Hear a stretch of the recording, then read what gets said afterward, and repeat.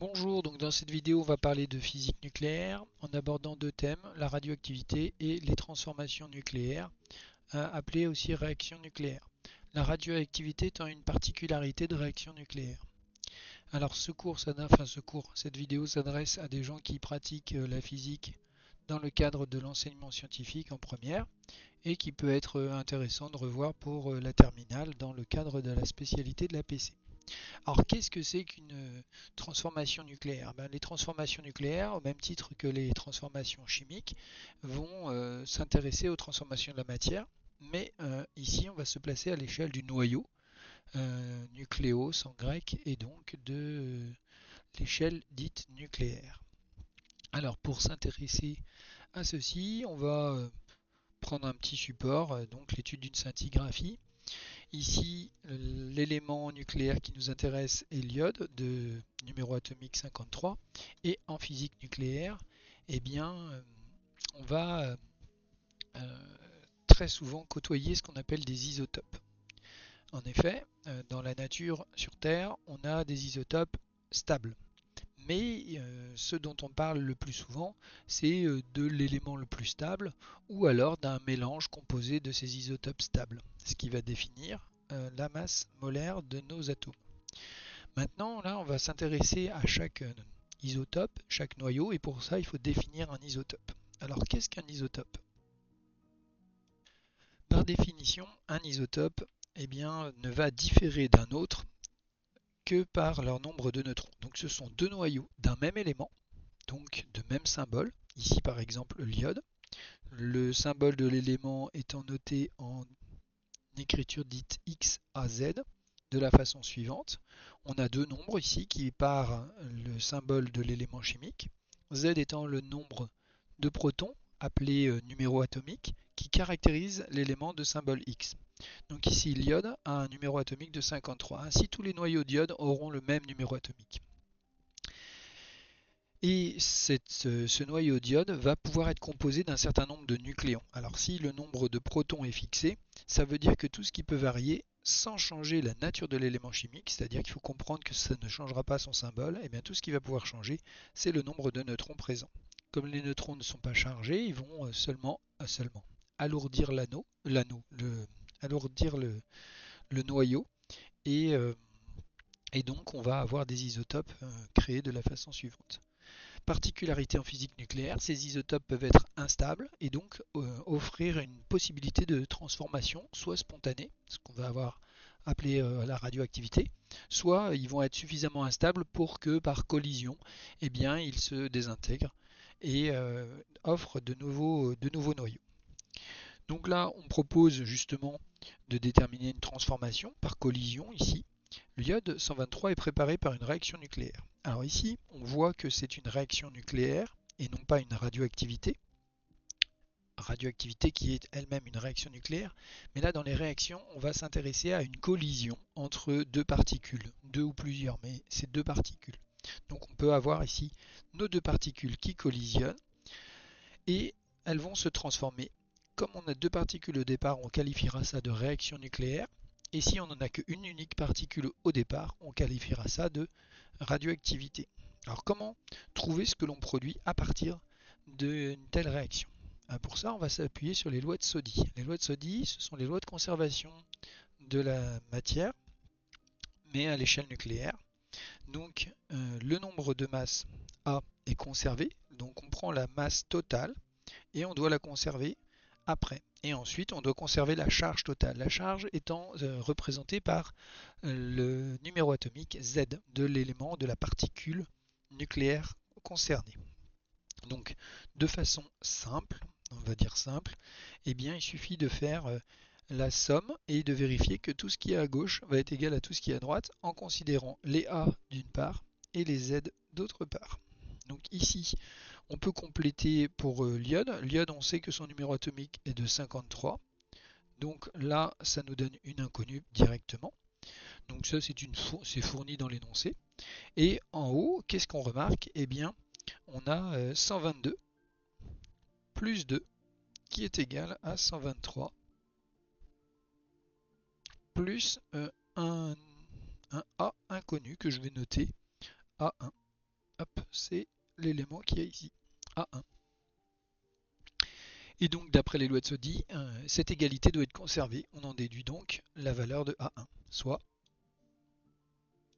de la même façon, on procède avec le numéro atomique Z, noté Z1 qui conduit à l'équation dont la solution est... Donc, on obtient donc la particule suivante. Et cette particule, eh bien, elle est composée de 1 nucléon et de 0 charge électrique. Donc, eh bien, quel est le nom de cette particule?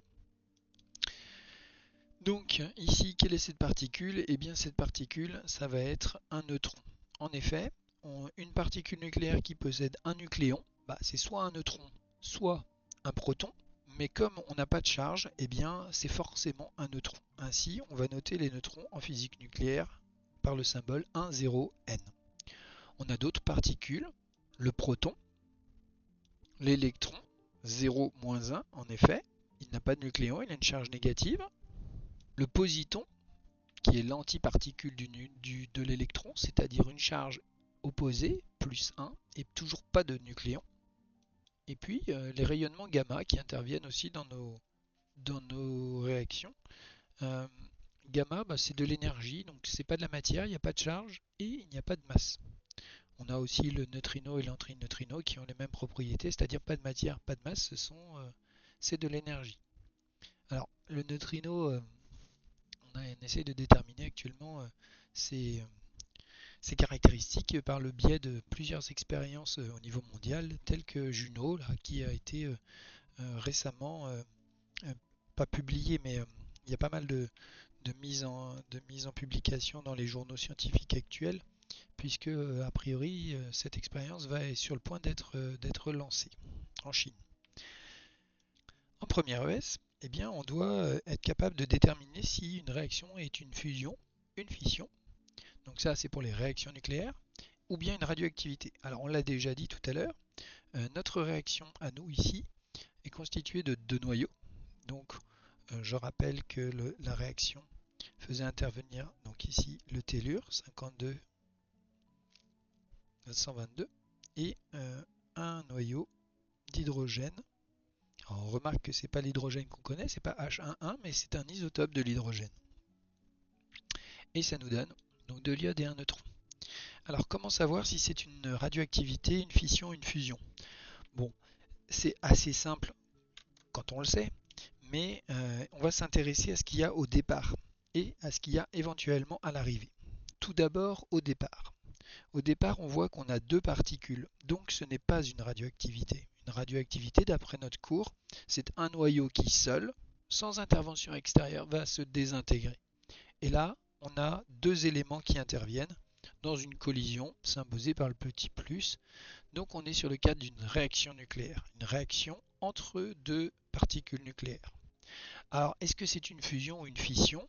Eh bien, il va falloir maintenant s'interroger sur les particules initiales et les particules finales. Pour ça, très simple, c'est assez aisé d'analyser. On va s'intéresser au noyau le plus lourd au départ. Donc le noyau le plus lourd au départ, c'est celui qui a le nombre de masses le plus grand.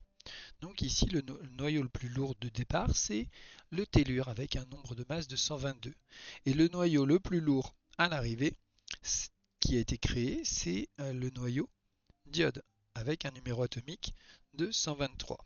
Et on va s'intéresser à l'évolution de ce numéro atomique de la particule la plus lourde au départ par rapport à la fin. Donc là, on voit que ce numéro atomique le plus lourd s'est accru. Donc on est passé d'un noyau de 122 nucléons à un noyau de 123 nucléons. Donc on a grossi notre particule. Notre particule la plus grosse est devenue la plus grosse au départ est devenue encore plus grosse puisque son nombre de masses s'est agrandi. Ainsi, on a une fusion. Si jamais ce noyau le plus imposant au départ avait vu la création d'un noyau plus petit, eh bien à ce moment-là, on aurait dit que c'était une fission. On verra d'autres exemples par la suite. Donc ici, c'est une fusion.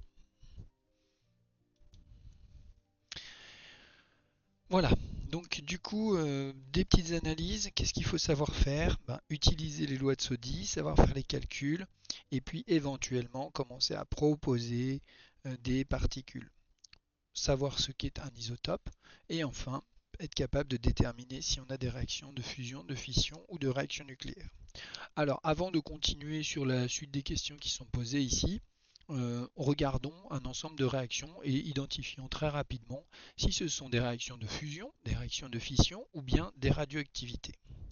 Bien, alors ici un ensemble de 5 réactions nucléaires, des transformations, j'aime bien le terme transformation, et puis dedans on va distinguer les réactions entre deux particules et la radioactivité qui concerne une seule particule. Donc au vu de ces informations, on va identifier tout d'abord les radioactivités. Les radioactivités, c'est un noyau qui va se désintégrer seul, de façon spontanée, et donc on va pouvoir regarder, s'intéresser au côté réactif de la transformation. Hein. On a les mêmes dénominations qu'en chimie. Les réactifs, ce sont les particules de départ. Alors ici, on a deux particules, donc ce n'est pas une radioactivité. Là, on a deux particules, ce ne sont pas des radioactivités. Et ici, on a un seul noyau, de l'uranium en l'occurrence. Donc là, on a une radioactivité. Il vient donc les solutions suivantes, enfin l'analyse suivante. Et donc voilà, on a des radioactivités, mais on n'en a pas le type. Alors pour le type, eh bien, il faudra faire référence à son cours. Il y a trois types de radioactivité. La radioactivité alpha et les radioactivités bêta plus et bêta moins, qui se distinguent par la charge de la particule élémentaire qui est fabriquée. Alors dans le cas des radioactivités alpha, eh bien, on a ce qu'on appelle une radioactivité avec un noyau d'hélium. Deux symboles, alpha 4,2. Ou bien He4,2. Donc si on voit du He4,2, ça c'est une particule alpha. Attention, c'est pas juste 2, hein, c'est 4,2. Le He3,2 n'est pas une particule alpha. Ensuite, on a les particules bêta plus, bêta moins, que j'aime bien écrire bêta plus 0 plus 1, bêta moins 0 moins 1, tout simplement pour figer la tension. C'est vrai que parfois on trouve dans les livres juste bêta plus, bêta moins, ce qui est totalement exact. Maintenant, d'un point de vue didactique, mettez toujours les charges pour mémoriser. Donc ici, bêta plus fait référence au positon ou au positron, hein, les deux se disent, E plus, et bêta moins à l'électron E moins. On voit qu'ils se distinguent juste par leur signe, d'où le même dénomination, bêta, mais plus et moins indiquant la charge de la particule. Alors ici, on va regarder et analyser les produits formés, puisque les émissions bêta plus, bêta moins et alpha se produisent à l'issue de la transformation, donc à l'état final. Donc là, pour la première, l'uranium, on voit que l'on va fabriquer un électron, 0-1 E. Alors moi j'aime bien mettre E-, pareil, on renforce. Donc ça c'est une radioactivité bêta-. Ici on a 0 plus 1. Pareil, le plus, écrivez-le, c'est positif, donc du coup on a une radioactivité bêta plus, et enfin on a une radioactivité bêta moins. Donc voilà, on a identifié nos radioactivités. Alors maintenant on va s'intéresser aux réactions de fission et de fusion. Alors tout à l'heure on l'a dit, la fusion conduit à avoir un noyau après la transformation qui est plus gros que l'ensemble des noyaux qu'il y a avant, et la fission va conduire à avoir un gros noyau et qui va être coupé et donc fabriquer des noyaux plus petits que lui-même. Donc allez-y, prenez quelques minutes pour essayer de trouver qui est une fusion, qui est une fission pour toutes les autres réactions. Mettez en pause et allons-y. Allons-y pour les fusions. Donc ici, pourquoi des fusions? Eh bien, on a ici 3, 4. Donc on passe de 3 à 4 nucléons dans les noyaux les plus gros. Donc le noyau le plus gros produit à la fin est plus gros que tous les autres noyaux avant. De la même façon, 2, 3, 4. Et puis ici, on a du 3, 3 et 4. Donc on obtient toujours un noyau plus gros à la fin. Ensuite, les autres sont donc des fissions et on va le vérifier. Donc fission, pourquoi? Bien ici on a un noyau lourd 235 et on repère le noyau le plus gros, ici c'est 141. On voit bien que le nombre de nucléons du noyau le plus gros a diminué, c'est une fission. Et de la même façon, ici on passe de 235 à 139, c'est aussi une fission. Remarquez que ici c'est de l'iode, 53-139, on a encore ici un isotope de l'iode. Donc j'espère que là, vous avez bien compris comment analyser. En enseignement scientifique, c'est ça qu'on va vous demander. Trouver, qualifier la réaction chimique, c'est-à-dire qu'il faut la réaction nucléaire. Il faut comprendre ce qu'on lit et donc l'associer à un phénomène. Alors maintenant qu'on a bien distingué fission, fusion et radioactivité, eh bien j'ai oublié la réaction numéro 4. Alors la réaction numéro 4, eh bien on a un 140 qui devient un 235. On a donc ici une fusion. Voilà, donc maintenant qu'on a bien compris ce que c'était une fission, une fusion, la radioactivité et qu'on arrive à les distinguer dans les équations, quelles sont les particularités de la radioactivité? Parce que c'est un peu spécial. Autant les fusions et les fissions, on voit qu'il y a une collision, il se passe quelque chose, une collision, paf, ça se réarrange un peu à l'image d'une réaction chimique. La radioactivité, c'est un peu différent. C'est un noyau tout seul, il va se désintégrer. Donc, quelles sont ses caractéristiques? Tout d'abord, c'est un phénomène qui est spontané. Donc ça arrive spontanément, le noyau se désintègre. Pourquoi il se désintègre? Il n'est pas très équilibré à l'intérieur et donc il va évoluer vers un état d'équilibre. Et il le fait tout seul. Ainsi, il va se désintégrer et produire des noyaux plus petits, plus stables. Ensuite, c'est un phénomène qui est aléatoire. Alors, aléatoire, c'est-à-dire qu'il y a une probabilité de désintégration. Donc, ça va se produire de façon aléatoire et au cours du temps, eh bien, ça va arriver, c'est inéluctable. Et enfin, les événements sont indépendants. Indépendant, ça veut dire que ça ne dépend pas du voisinage et des effets extérieurs.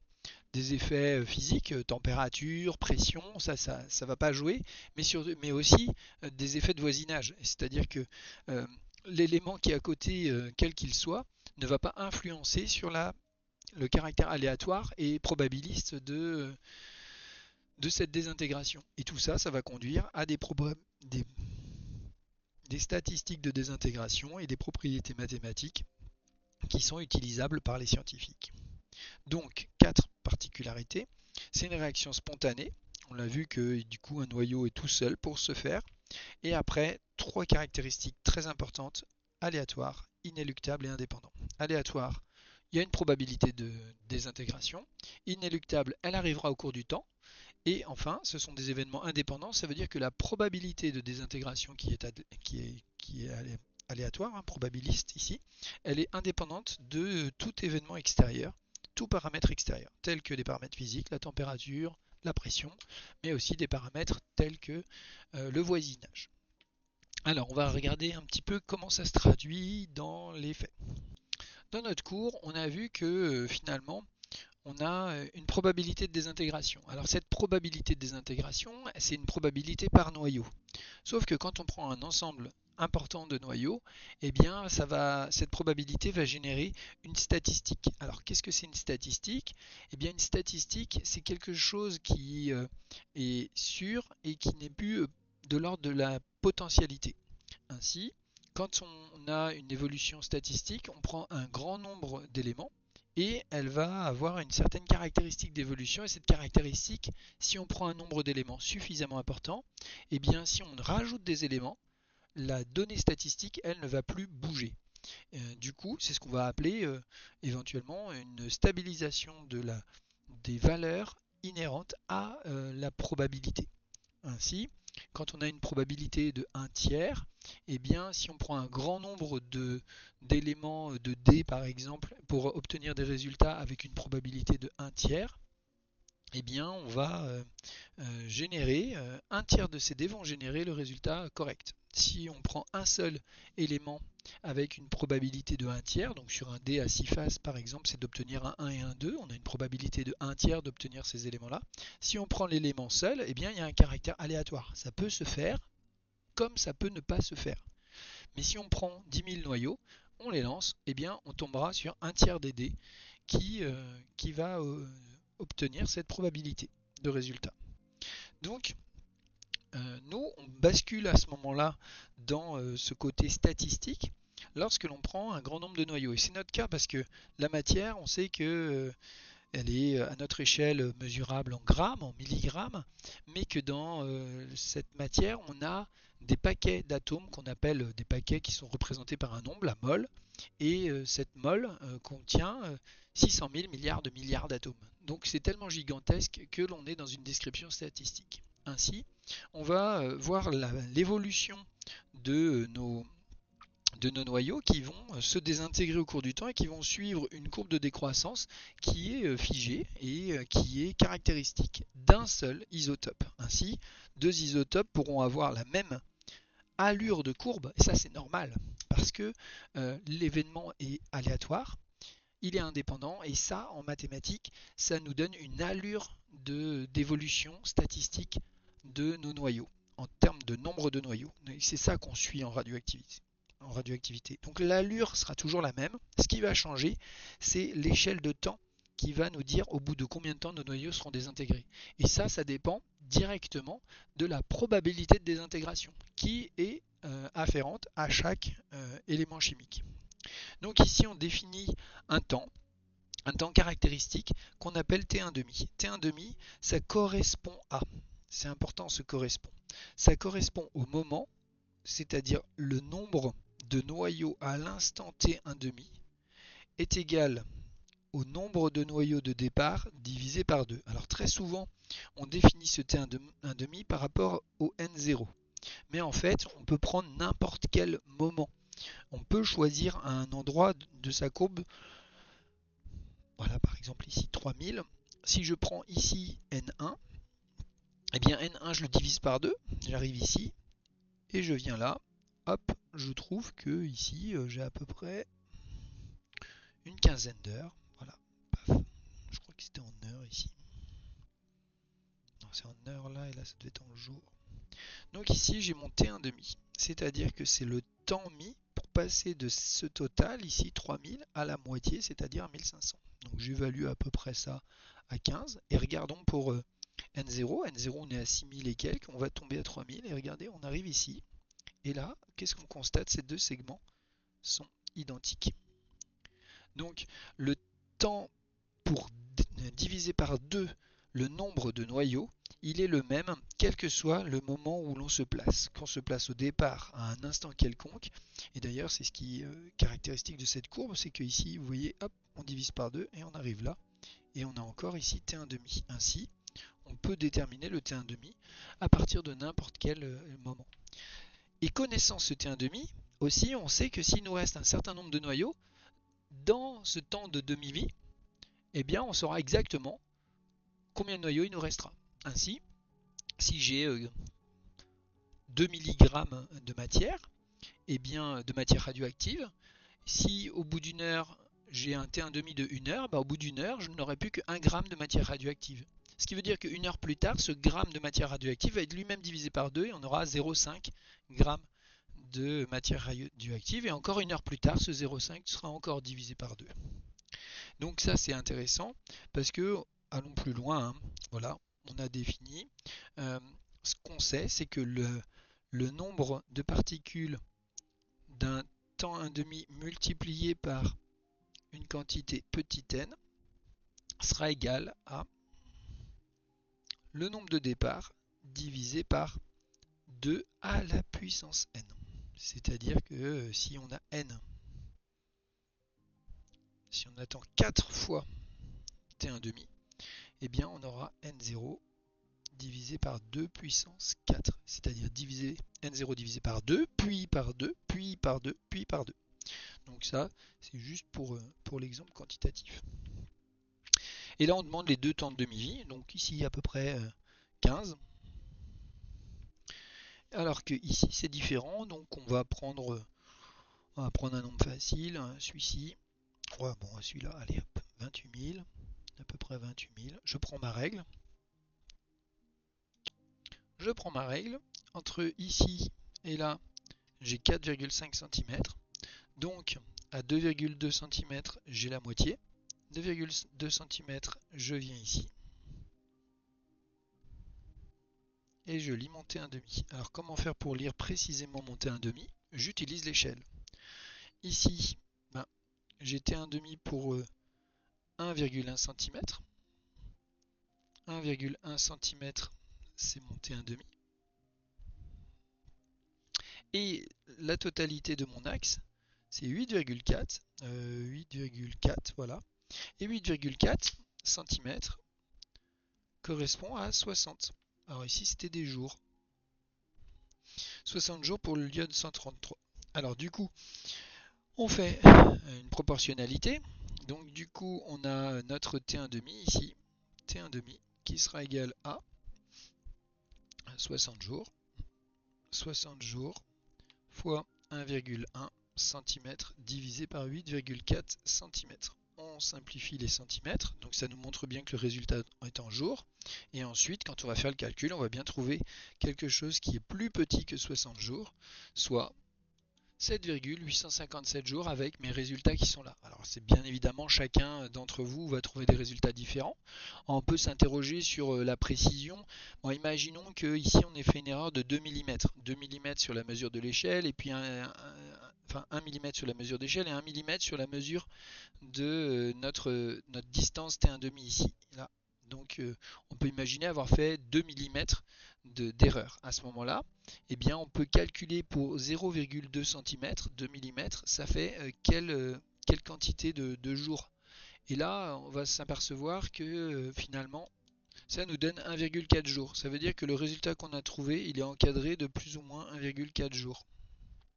Et la valeur théorique, enfin la valeur tabulée dans les livres, on est à 8,2 jours. Donc 8,2 jours, bah, c'est cohérent, hein. 7,8 plus 1,4, ça fait 9,2, donc on est bien dans une fourchette qui contient le 8,2 jours. Donc on y va comme ça, on fait un petit calcul d'échelle et c'est ce qui est demandé pour les élèves de première et de terminale. Alors ici, on va trouver que pour l'iode, on a une quinzaine de jours. Une quinzaine, n'importe quoi. Ici, on a une quinzaine de jours et là, c'était des heures. Alors, j'ai mis 60 jours. C'était des heures, pardonnez-moi. Donc, c'était des heures.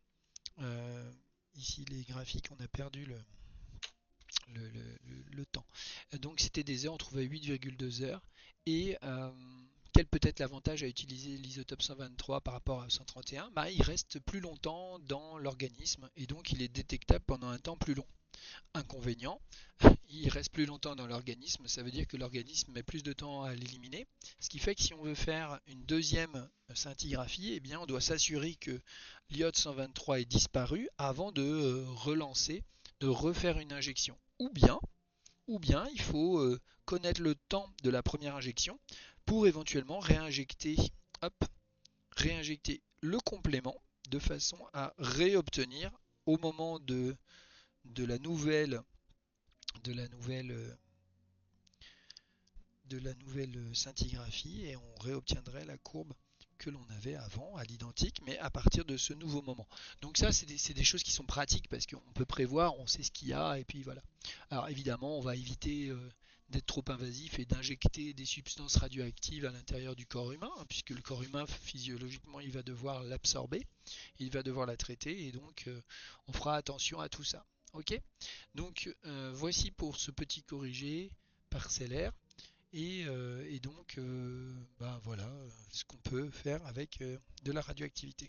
Alors, nouvel item, eh bien on peut vous demander quoi? On peut vous demander d'écrire des radioactivités. Et donc pour écrire des radioactivités, on va donc utiliser les données du texte.